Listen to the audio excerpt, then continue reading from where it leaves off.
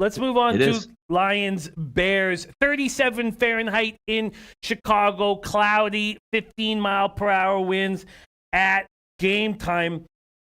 Chicago opening up at -3, now 2.5, basically across the board except for Bovada. This total opened up at 44, now down to 42.5 or 42. Bears look defeated. Lost 4 straight. Has to hurt morale watching Trubisky each week. Do the Bears go back to Trubisky again? I don't know. I don't know how they do that. I don't know how they keep going back to Trubisky. And then watching guys like Mahomes. I mean, you traded up to draft this guy. Unbelievable. Chicago's defense is good. Mitch can't move the ball. Does that lean towards an under? Is that what the market is seeing when it goes from 44 to 42.5? Matt Patricia continues to make mistakes, but this Lions team is pretty good. And, you know, I just can't back these Bears. Donnie Rightside, Lions, Bears. It really is as simple as that, right? Because, again, as gamblers, I'm looking at this. I'm trying to be objective. Like, this should be an unbelievable spot for the Chicago Bears.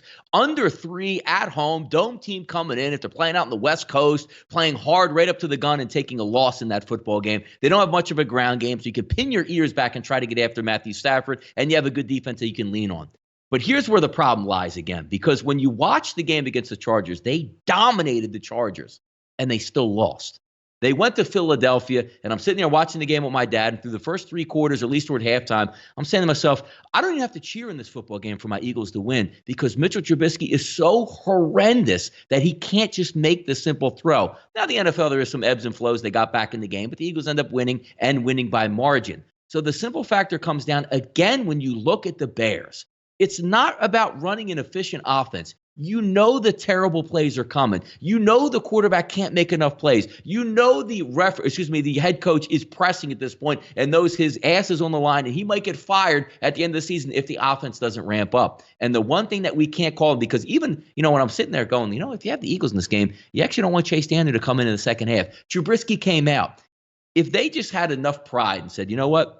The Mitchell Trubisky thing really isn't working out the way we wanted to. We spent a lot of picks on him, but we still want to try to fight and make for a playoff spot. Let me tell you something, Jimmy. If Chase Daniel starts this football game against Detroit, they win and win by margin here, probably by 7 or more, just making efficient 5-yard passes. But if they're going to run Mitchell Trubisky out on this field, even though it's the right move, they're coming home, they should win this game, I'm not going to put my money anywhere near the Chicago Bears as long as Mitch is out there. If they announce Chase Daniel starting, I'm hopping right on the Chicago Bears. It's just as simple as that. I'm not betting Mitchell Trubisky. He can't play quarterback, and how you can bet somebody and put money on him continuously is beyond me at this point. And then what do you think about this total? Is this another spot? I mean, from a total perspective, is there that much of a difference between Chase and Mitch? And is this a move at 42.5 that we should try to get under right now? It's funny. I'm actually trying to figure out a way to take the over here, and I keep on getting about. If I just have a quarterback that can just play quarterback, he doesn't even have to be a good quarterback. Just an average quarterback, this number would fly over 42.5. You can do whatever you want, Jimmy, to Detroit. You want to run on Detroit, it's cool. You want to pass on Detroit, it's cool. You have weapons on Chicago that if they got down, Allen Robinson or Taylor Gabriel or Tree Cohen out of the backfield, they can do some things. But if you can't complete the 7-yard slant to let your guy run the next 15 yards, what does it matter at this point? This game should fly over 42, but Mitchell Trubisky's out there, stone cold under. Wow. A very, very interesting breakdown.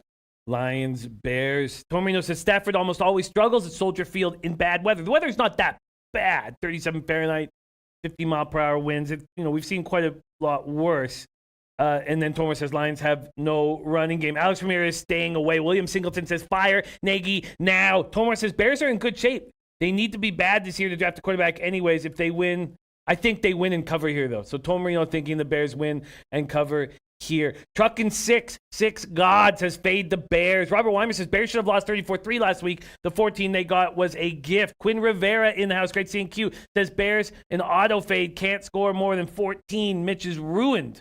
But we are in denial about him not being the man. Major Tom says Donnie's 100% correct with the Bears. Chip Plylar in the house as well.